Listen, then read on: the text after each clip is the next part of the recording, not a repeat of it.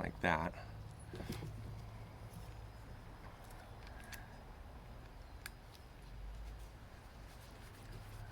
And that screws in there. So you've got this copper washer in both places there. And I'm not going to screw this down tight. Oops, wait a minute. I'm on the wrong end of the brake system here. Because that banjo bolt goes into the caliper, not the cylinder.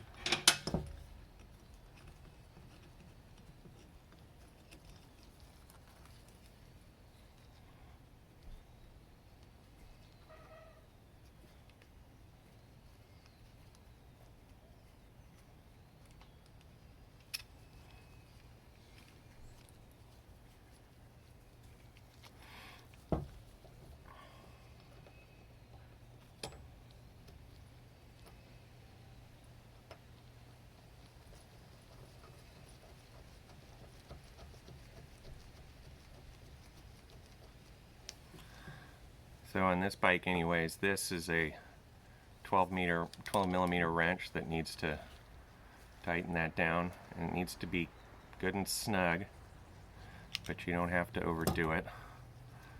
And then this fits there, and then the bleed screw, or the burp screw as I call it, goes in there, and that is what seals the system. So when you open this, you're exposing that hole inside of there by taking the end of this, which is the seal, off of its seat, and then fluid can flow around it, and that's how you bleed the brakes. I don't know, maybe that wasn't a very good view.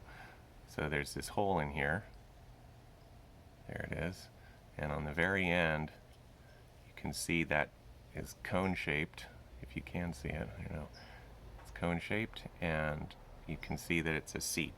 And it sits inside of this and presses against its valve seat, and when you loosen it a little, then you expose those, the valve comes off its seat and is able to allow fluid past it to go out those holes and out this hole into your tube that's draining into your container to catch the stuff. And then again, this needs to be snug, but that's how you loosen it up, and then that's the cap that goes over all of it. Okay, then let's assemble this piston cylinder. Okay, so these rubber rings here, again, no lubrication of any sort except the brake fluid itself. It'd probably be nicer if I were wearing light colored gloves, I realize. Okay, so that's the big one. There are two of them. The bigger one goes in first, and it fits into its little groove inside.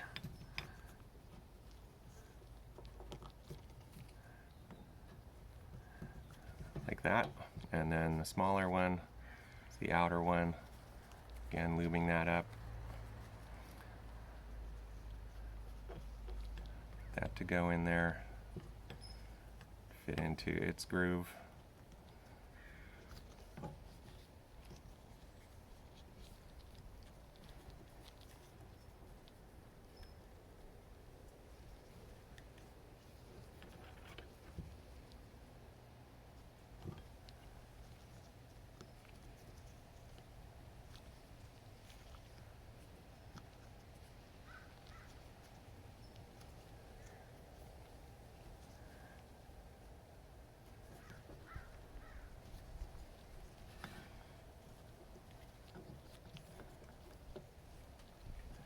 And they both have to be fully seated, etc. And there you can see them in their little grooves. Can't have any twists or anything like that, or it won't seal. And then again, I'm just going to put some clean brake fluid around the piston, and then that piston drops through this outside here and goes into that hole, and it fits onto those, and then you push it all the way home, and that is in there. Okay, let's see, my fingers cleaned off a little bit. and then we can reassemble the caliper to the carrier. And for that, I'm going to use, this is a ceramic silicone grease. Now this is the only place that you want to put any kind of lubricant type lubricant, is on these sliding pins here. So these pins, and inside this hood here, I'm just going to goop some in there. The same with this one. And that makes it so that these pins will slide freely and allow the caliper to move back and forth easily on the carrier. So those boots are supposed to hook over onto the onto those pins so that they seal. See that? So now they're hooked over onto the pins, and they will move like that without sliding on the pin. You want them to be held in place on their ends so that they act like an accordion bellow and move without introducing water and other crud in there. Okay, so that is that part. And okay, next is, consolidate this a little here.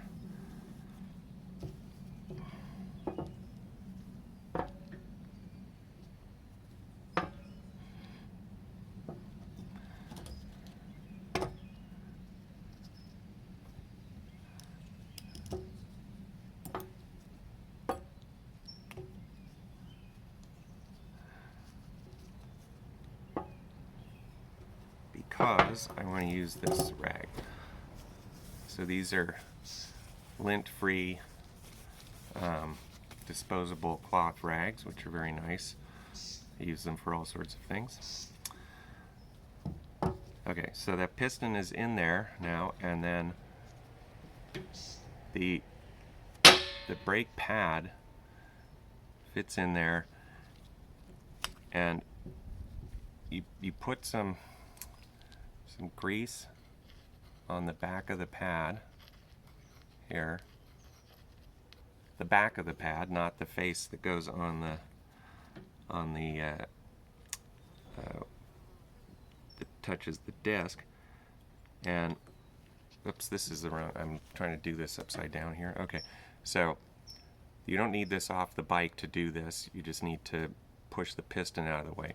So this hooks onto the inside back edge, and then it flips up, and the keeper pin goes through that hole.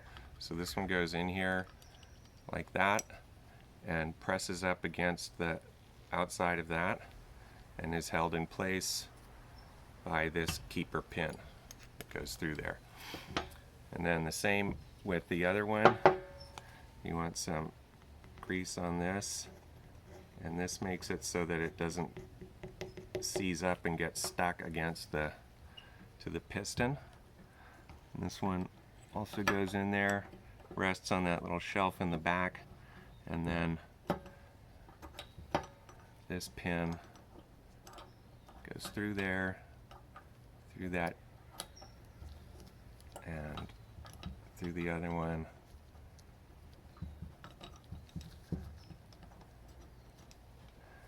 into the front. Okay, and then these little keeper pins, that one part slides over that, the other part goes through it.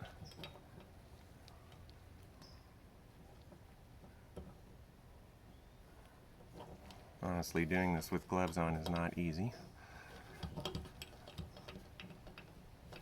And if you put the rear one in first, it will hold the thing in place for you.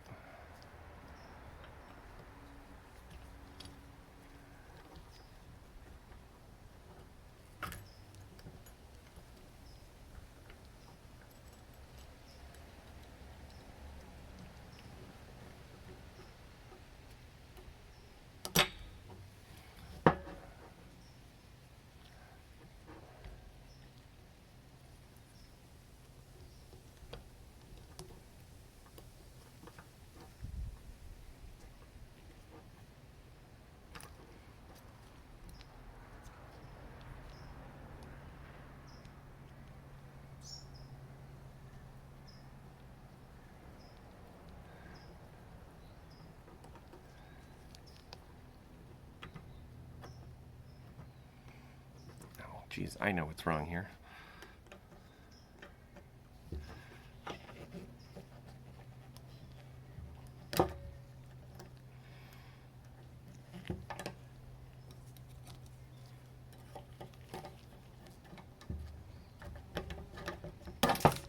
Gee whiz. Okay. This is the other place that you want some lubrication here. Just a little bit of lubrication on this pin. This is a special kind of grease that the volatile sort of greasy part of it will dissipate with heat and leave the ceramic lubricant behind. And not foul up your brake pads. So you don't want to use your regular grease for this. Honest to goodness, I cannot do this with these gloves on. Alright, just pause this for a second. Okay, so those pins are in there. And the if the brake is not on the bike with the caliper in between the pads, then this pad can fall off and cause mischief. So you need to make sure that this pad is on the correct side. There's a little pin in between the pads. I don't know if you can see it in there. That has to keep those hooks separately, because then this one can't be allowed to fall off, and it'll flip over and end up on the wrong side of the disc if this happens when you're riding, and then you'll be using this side of the caliper as your brake pad, and this will be on the wrong side of the disc, and it'll just wreck everything. It's happened to me before. Okay, so then the other end of this goes on to the master cylinder, but the brake light switch is what holds this in place. So let me go get that.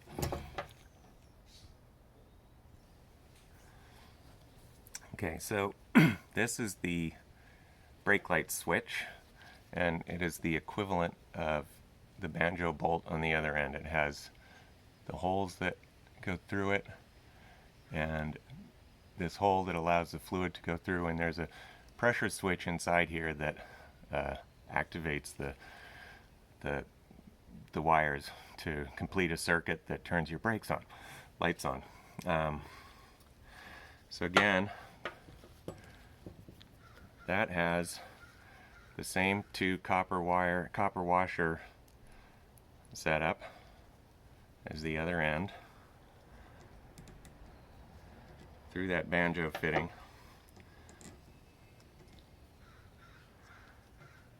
And into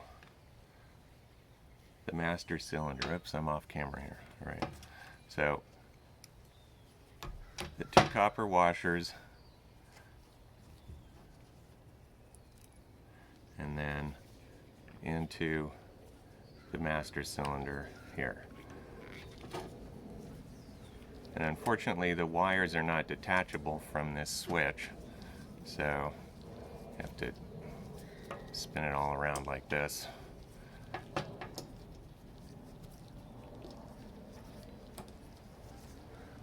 Here's what it looks like inside that boot. Those are potted in some epoxy or something, don't know what.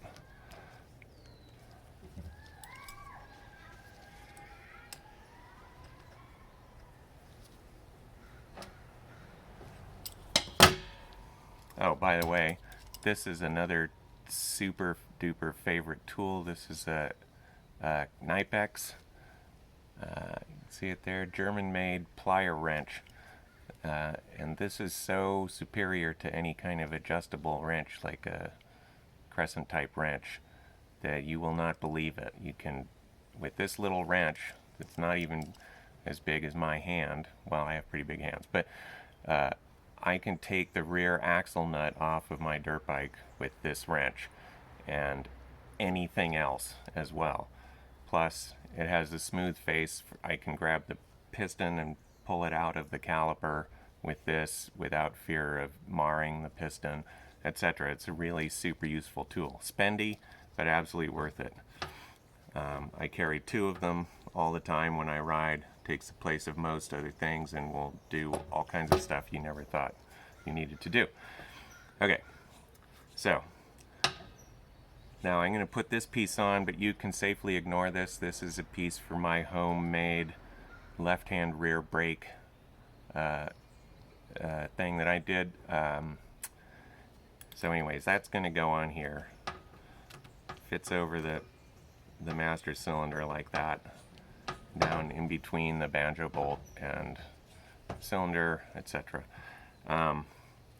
So then the next part is to bleed this, and usually, of course, you would bleed this on the bike. I plan to try and bleed it when it's not on the bike, but that may prove impractical. In any case, there's a million videos to show how to bleed your brakes and what to do for that. But the last thing is that when I do my brakes, I will fill the cylinder with fluid and then pump the brake to push the fluid through the hose and down into the caliper, and then when I'm done with that, I will fill this up to pretty close to full and put the bladder in there, and it will push brake fluid out around the outside so that I know that it's as full as it can be and I won't have air inside the system that can get trapped. And that may not be a best practice. I don't know. I'm not like Mr. Genius mechanic, but it is how I do it to make sure that I don't introduce air into the system, etc. But that's after the system is purged of air and like that. And so yeah, I brought this up too. This is the fitting that's on the back of your brake lever, and it doesn't matter what kind of motorcycle you've got something that is analogous to this. And this is adjustable up and down, which is how you adjust the position of the brake lever. And this, as I was saying earlier, this is not sealed to the outside world because this is what's pushing on the piston inside the brake cylinder, the piston cylinder there. And this also is like the caliper sliding pins, in that this boot here should snap over the outside of that. There's a little, you can see that ring there, that's where this boot should snap onto this so that it moves with this piece and is not doesn't allow water and stuff in there. It's a moderately good seal. It's not under any pressure, but you know what I'm saying, right? Okay, so that's what's pushing on the inside of that piston, and etc. Okay, does that make sense? Hope so, because you can't tell me. Anyway, that's it for now. I hope you got something good out of this, and if you have any questions, you can post them in comments or whatever, and I'll see if I can answer them. Or maybe somebody else will. So, good luck to you.